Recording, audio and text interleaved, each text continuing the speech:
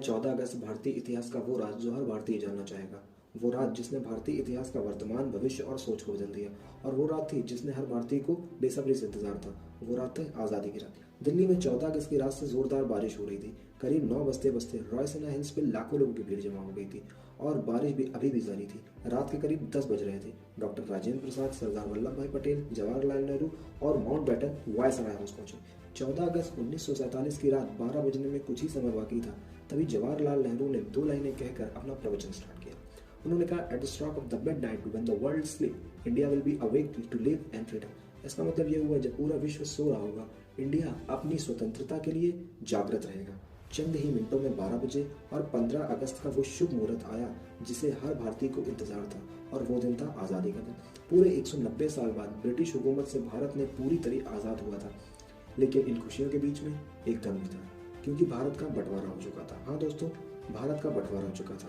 भारत ने अपना 3,34,700 square kilometre पूरा विस्तार गंवा दिया था, और साथ ही साथ 8 करोड़ 15 लाख लोग एक ही रात में गंवा दिए थे। और वो दिन था जिस दिन भारत और पाकिस्तान का 2 टुकड़ों में विभाजन हुआ था। हिंदुस्तान यूं ही आज़ाद नहीं हुआ। 15 अगस्त के बहुत पहले ही से ब्रिटिश हुकूमत का अंत शुरू होना आरंभ हो गया था। महात्मा गांधी के जन आंदोलन से ही देश में क्रांति की शुरुआत हो गई थी। तो एक और सुभाष चंद्र बोस जी की आज़ाद हिंद फौज ने अंग्रेजों का जीना दुश्वार कर रखा था, और दूसरे विश्व युद्ध के बाद ब्रिटिश हुकूमत के पास इतना दम भी नहीं था कि वह हिंदुस्तान के ऊपर अब और भी शासन जमा सके। सुभाष चंद्र बोस, आज़ाद हिंद फौज, चंद्रशेखर आज़ाद, वीर भगत सिंह, महान योद्धा जैसे हमारे पास महान योद्धा थे। इसलिए माउंटबेटन को आखिरी वायसराय बनाया गया, क्योंकि देश को आधिकारिक तौर पर स्वतंत्रता देनी थी। अंग्रेजों ने भारत की शुरुआत में ही 3 जून 1948 का दिन स्वतंत्र करने के लिए माना था, लेकिन मोहम्मद अली जिन्ना ने पाकिस्तान नामक एक अलग मुल्क बनाने की ठान ली थी, जिसके चलते देश में बहुत सारे बवाल दंगे हुए थे। बिगड़ती परिस्थिति को देखकर अंग्रेज भारत को जल्द से जल्द स्वतंत्र करना चाहते थे, क्योंकि अंग्रेज भी भारत को आखिर एक टुकड़ों में नहीं 2 टुकड़ों में ही देखना चाहते थे। स्वतंत्रता के लिए 15 अगस्त क्यों चुना गया? इसमें ऐसा क्या था?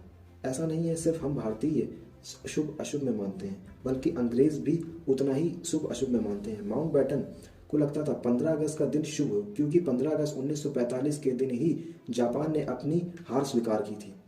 इसके ऑफिशियल साइन 2 सितंबर को हो गए थे, इसलिए माउंटबेटन के अनुसार 15 अगस्त का शुभ दिन था। तो फिर आपका सवाल ये भी होगा कि रात 12 बजे ही क्यों? तो इसके लिए भारतीय ज्योतिषियों का मानना था कि वो समय भारत की स्वतंत्रता के लिए एकदम शुभ है, और यह भी तय कर लिया गया था कि पंडित जवाहरलाल नेहरू को अपनी स्पीच रात 12 बजे से पहले ही समाप्त करनी होगी।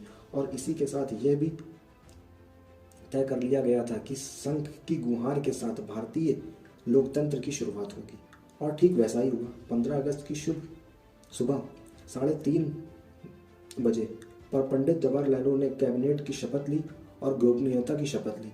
रात के लगातार बारिश के बाद सुबह आसमान बिल्कुल साफ था। लोग बेसब्री से इंतजार कर रहे थे आज़ाद भारत के तिरंगे को लहरते हुए।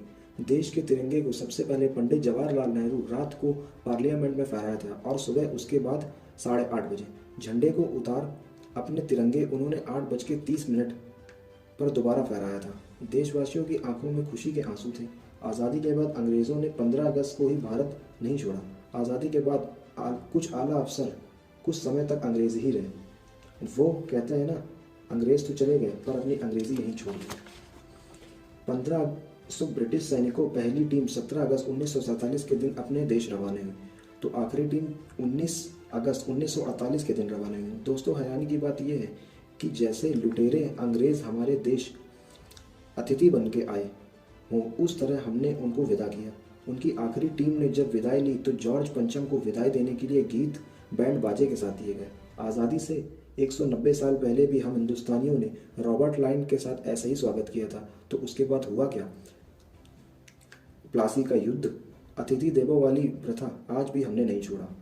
तो भले ही वो अतिथि हमारी पूरी तरीके से लूटने क्यों ना आए हों, उससे हमें फ़र्क नहीं पड़ता। तो अगर आपको ये वीडियो अच्छा लगा हो तो प्लीज़ लाइक करिए, सब्सक्राइब करिए और शेयर करिए। वंदे मातरम।